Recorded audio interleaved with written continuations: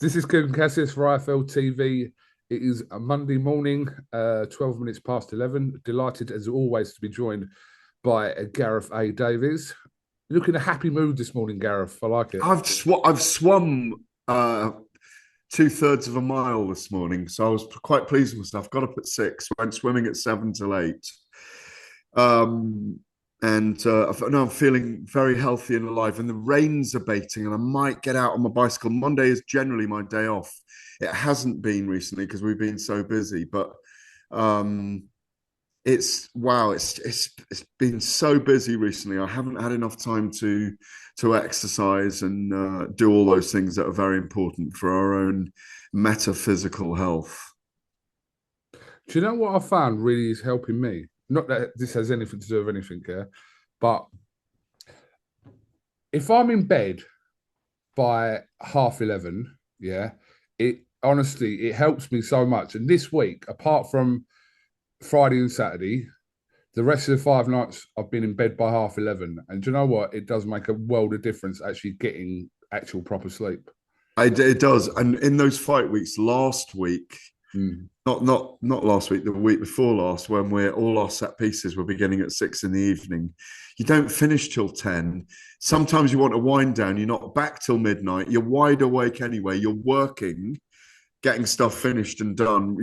I'm writing in the morning, you're putting up videos, you're planning and plotting. You never stop. No, And those fight weeks, it's like they are so enjoyable. It was a huge event, obviously, Riyadh season, Wembley edition. But it threw up so many things. Even last weekend was a busy fight weekend with the Madison Square Garden Theatre card, then the Friday night card here, a Saturday night card. Things happened. You had Family Feud with the Edwards. You had Paintgate with Sandy Ryan. You needed to be across it all. There was a UFC event in Paris. There was the midweek stuff with Chris Eubank and the promoters, the ill-advised statements at the time. I'm so glad they cleared it up quickly. And for the last 9 days, there's still fallout over Joshua and Dubois, isn't there? There's still fallout. So it's fascinating. And like you say, get your sleep when you can is probably the secret. And I was in bed at 9:30 yesterday. I was cycling around in Cambridge. It was a lovely day and had a lovely lunch and a few cocktails. And I got home and I went to bed. I went for a good sleep, and it's up like the lark this morning, 6 a.m. in the pool by 7. I know we're digressing horribly here, but by 8 o'clock, I just felt I am ready for the morning. I'm ready for the day, ready for all the bloody admin I've got to do today. Bring it on. Bring it on. Right. I mean, look, the dust is settling a little bit, but in some cases it's not. But it was such a dramatic weekend a week ago yesterday, on Saturday, where there are many talking points. I know we've spoken about a lot of stuff kind of over the last 8, 9 days, etc. But it hasn't quite finished yet. And I suppose we get these events every now and again where they're spoken about for days and weeks coming. Gareth, I did want to start. I watched your segment you did with Adam Cattrall, and It was the normal 3 hour fight night show, but you're going to say the Don Charles. yeah, I thought yeah, no, I He watched was it. in for half an hour. Yeah, I, yeah, I watched it. Ian Dewberry on there as yeah. well. Yeah, I mean some interesting points there that were being brought across from you guys and also from Don Charles. But yeah, how did you kind of reflect on that half hour with Don? Well, I was quite surprised if I'm honest. I mean, just to go through it. I mean, I'd seen an interview or a few interviews with Don in the week where he was expressing some unhappiness about people who are associated with him, and I think he did brilliantly well with Daniel Dubois on the nights. They got everything right. It all worked for them. It went swimmingly. Um, but he seemed to have an issue over 97% of the experts picking Joshua to win, even though, again, I didn't really get a chance to put my. We just had to let him speak because he wanted to air grievances, which was fine. I've always got on with Don. I've always liked Don. I mean, even though he was telling me on Saturday night, no, I haven't liked him. No, I am fake. No, I wasn't happy for Daniel Dubois. Whatever I said, it was a bit like a domestic. Whatever I said, you were just going to be shut down. So I decided not to row over it and just let him air his grievances. I still like Don. I've liked Don for many years. I've always got on with him, and he is respected in the industry. And I think he just felt like this is my moment to tell everyone that I'm a bit unhappy about the way I've been treated, and that's fair enough. Um, and but if you say I'm really happy for you, and someone says no, you're not, well, what can you say to that? I am really happy for Daniel Dubois. I only pick with my head when I do my picks. I don't pick with my heart. I'm paid to pick for people like William Hill. No, I don't get it right all the time, probably only 75% of the time. But at the end of the day, we are in a sport of opinions. And also, opinions do matter in our sport. I don't think they affect the outcome of a fight. But I think when you've been around it a long time, you are asked your opinion. You asked your opinion a lot on fights. And it's better just to be honest. And there's nothing wrong with being wrong. There are upsets in boxing. There are a lot of upsets in boxing. And that was one on Saturday night. And that's why there's such a big fallout. Anthony Joshua is such a big figure. You and I talk about this off air as well as on air. I'm going to give you this so you can segue into what you want to say. Anthony Joshua is a really big figure in British boxing. He commercially is enormous. When he fights, he draws in big crowds. I think he's just done 500,000 in ticket sales he's reached. That's extraordinary when you think about it. It's extraordinary. So when he loses, it's always a shock. And he always seems to want to rematch the guy he loses to, which is an even better story. So that's where we're at with it all. And so Don airing his grievances, no problem at all. Yeah, I mean, look, I listened to that, and you can tell that obviously Don is airing out frustrations that have been obviously built up. And relief. Of course. It's flooded out of him, the relief of what he's had to carry, the stress. Let me ask you a question, though. Has Don Charles been given the sufficient credit over the years as a trainer compared to other trainers, in your opinion? Has he? Well, I think he's always been aligned. Derek Chisora is the guy. If you look at the top line where we're certainly where I'm covering the sports on the top line, he's always had a great association with Derek Chisora. There's always been a great partnership there, as far as I see it. I know they're not working together now, but has he been given enough credit? No, maybe not. And maybe that's fair enough. Maybe he hasn't. Maybe he hasn't been given enough credit. And he's not one of the star boys. He's a very, very spiritual man, Don. And he talks in that way as well, on air and off air. We had a long chat.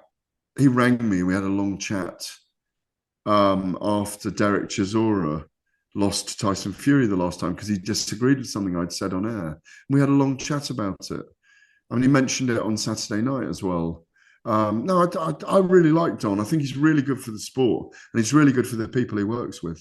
Yeah, and listen, an immense week for the whole of Team Dubois. Obviously, not just Don, but Ian Dubry was on air with you as well. Very underrated, Ian. Doesn't always, like you said, come to the forefront and everyone knows who. Yeah, but he doesn't bring himself to the forefront. No, he doesn't. But they're not underrated in his work. They're not glam guys. They're not. I mean, Kieran Farrell as well in that team. Again, like I said, this is a. Yes, I spoke to Kieran just before the event, actually, a couple of hours before, and I wished him good luck. I wished him good luck. Even though I'd picked Joshua to win, it doesn't mean I wanted him to win. It doesn't mean I wasn't happy for Anthony, for Daniel Dubois' success and Kieran's success and Don's success and Ian's success. So, yeah, it is what it is. Should Anthony Joshua rematch Daniel Dubois in his next fight? Your opinion? Initially, I thought not. I thought he should wait out and see what happens with Fury and Usyk. And if Fury loses to Usyk, see if he can get the Fury fight next and let Dubois fight Usyk for the undisputed. But if Fury wins that, maybe he needs the optics to change. I think this, I didn't think he'd come out with that statement that he's going to stay in the sport and have many more fights. By the way he was talking, he might have 3, 4, 5 more fights. So if he wants to do that, that's up to him. And Mike Tyson said this week, the best thing for Anthony Joshua to do is just get back in the ring soon. And if he thinks it's with Daniel Dubois, then go for it. If he does take that fight, I'm hearing behind the scenes that is the fight they want to do. Dubois against Joshua in the rematch. Obviously, Dubois is going to walk second this time. And I still wouldn't put it past Joshua to win. Don Charles won't like that, and I'm not being facetious, but I know I do make Dubois the favourite in the second fight, but I've spoken to a lot of people who think that Anthony Joshua could pull it out in the second fight. It's very interesting because I suppose immediately after the fight, we were wondering regarding rematches, etc., and who, if it's not Dubois, who could he possibly face next? But I think per Turkey Al-Sheikh's comments via Frank Warren and Eddie Hearn is that that's the fight that he wants to make next and do next, and also that the fighters are happy to do that fight. So, I mean, Joshua... well, then we're going to see it. It's still going to be a great spectacle.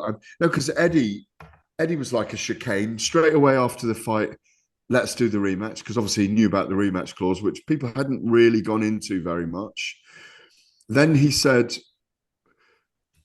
what I felt when the dust settled on Sunday. I'm not saying he followed me, but what I'm saying is I felt the same thing, which was just sit out and watch the Fury Usyk fight and then make your decision after that. And that's what he was saying by late Monday. And then Monday, Tuesday, he'd gone back again, because I think they'd had the discussion and said, you know what? No, put him back in there with him. We're going to pay him really well. He can redress things. He's fought Usyk after losing to him and come back better. He fought Ruiz when he lost him and beat him in the rematch. Obviously out in Saudi with Skills challenge in Diriyah. That was a long time ago, 5 years ago. So it's fascinating. It's absolutely fascinating. But because of the Saudi Arabians, these things can happen with impunity. It can just go straight ahead and happen because they know it's going to be underwritten. The fighters are obviously getting what they believe they should be paid, and then they just sign and go. And I think it will be announced very soon. Yeah, obviously you make a good point there. He's only lost to, prior to Saturday night, the two opponents. He has rematched both of them. One went his way and one didn't go his way. So it's not a shock to us that Anthony Joshua wants to avenge a loss to Dubois, because history tells us that he's gone in with everyone that he's lost to. So, which has only been two opponents prior to Saturday. But yeah. But he showed a little bit in that fifth round of the tenacity that he's got in the face of Daniel Dubois. I know he was caught, but for a moment you were going, oh my God, is he actually turning the fight around here after being in hell for 12 minutes in that fight? It was so torrid. So it's fascinating. Absolutely. The fight that went under the radar last week, which I hate to say it, well, from the press conference, and it was meant to be about the undisputed clash between Artur Beterbiev and Dimitri Bivol. And there was a lot going on. There was, Frank's comments on Simon Jordan's article with the whole Chris Eubank situation going on. And I think... Which he alluded to. He alluded to that's that. But we knew what he was talking about, yeah. But they... it took a little bit of the gloss over that main event against... with Beterbiev and Bivol. I'm just talking about the talking points from last week, Gareth. But that fight, which is in Riyadh on the 12th, I mean, it's in everyone's top 2-3 of fights to be made in world boxing, and I can't wait for that. Well, he got a knockout artist in Beterbiev who's won all 20 of his fights by thrashing his opponents with combinations of punches. 20 fights, 20 stoppages. who's in his late 30s. So it's going to crack at some point. You've got Dimitri Bivol, who's a sleek, smooth, smart machine when he boxes, and he strolls through the park when he's fighting. That's what it looks like. He's very comfortable in the office, turns up for work the whole time, has looked brilliant against everyone. He's got Canelo on his resume. So there's a lot of people feel that this is his biggest challenge. But I think in boxing terms, it's one of the biggest challenges for Beterbiev as well. And Bivol makes it look easy. I go back and forth. Some days I'm sitting here pondering, I can see their silhouettes moving, and I see Beterbiev getting to Bivol. But then other days I see Bivol outboxing him and frustrating him and winning round after round and being able to engage and timing Beterbiev. It's just so fascinating, you know. And they're both from the Russian steppes. And yet they're in America, and now they've been taken to Saudi to be the opener for Riyadh season. It's a purist dream, that fight. It is a purist's dream, and I cannot wait to see it. Hopefully in row 2 with a microphone and a laptop in the middle of the ring, seeing them sweating on the way in with a nice crowd in there at the beginning of Riyadh season it's only in about, what is it, 14 days time? Yeah, less than 2 weeks. 12 days time. No, a little bit longer. 19 days time. No, it's 2 weeks. It's 2 weeks on Saturday. 2 weeks time. 2 weeks Saturday. You were right the first time. 19 days time, yeah. I've got to go. Unless you've got more questions. Well, just a couple of things quickly before you go. Yeah, go on. Daniel Dubois up to 3rd in the Ring Magazine rating. Yeah. Deservedly so. So the only 2 people above him, obviously Usyk and Fury. We know Joshua is at number 7. He's dropped. Yeah, I think 7 is the right place for him right now. Yeah. And then in the middle of those 3, I imagine it's Zhili Zhang, Joseph Parker, and Don't Tell Me, and Agit Kabayel. And Martin Bakole ahead of And Martin Bakole, okay. Yeah. Where's Kabayel? Is he 8th? Kabayel is 5th. Okay. The last one before I let you go. Did you see De La Hoya and Hearn at it again on the socials? Hearn with his impression of De La Hoya that went viral from the weekend. With his glasses on, yeah. What, in the squeaky Mexican voice, you mean? Look, I can't remember who started it, but it's De La Hoya. He's clapback Thursdays. It's always De La Hoya. I know, but he also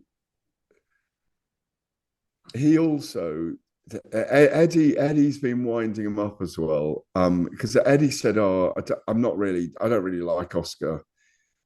He shakes my hand, then he's having a go at me. And they're doing what promoters do. Eddie does it to Ben Shalom as well. But you've got to look at what Oscar's done. He's a quirky character. He's very zany.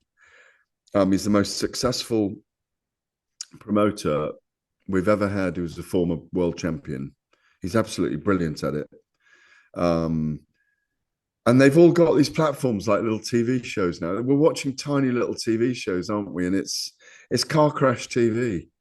Like Eddie doing impressions of him. It's car crash TV. Eddie doing, Eddie's gone on rants over Simon Hearn, Simon Jordan this week. The Hearn De La Hoya axis is very entertaining. Okay. Very entertaining. I mean, but it's harmless because they will work together at some point and they'll be in the same room. It's like when Eddie was in the same room with Leonard Ellaby recently. Eddie played it down, was very self-effacing, and it just disappeared. Okay. Did you put self-effacing in the headline then or not? What's that? You're going to put self-effacing in the headline. You get about 4 views if you put that in the headline. Oh, I don't know. I'll come up with my title as we conclude. Okay. Gareth, thank you very much for talking to IFL TV. We'll definitely catch up with you probably next in Riyadh. Okay. No, next Monday would be good. Yeah, in Riyadh. Don't call us, we'll call you. Absolutely. Gareth, thank you very much. Catch up with you You're again. welcome. Cheers, big man. Cheers. Soon.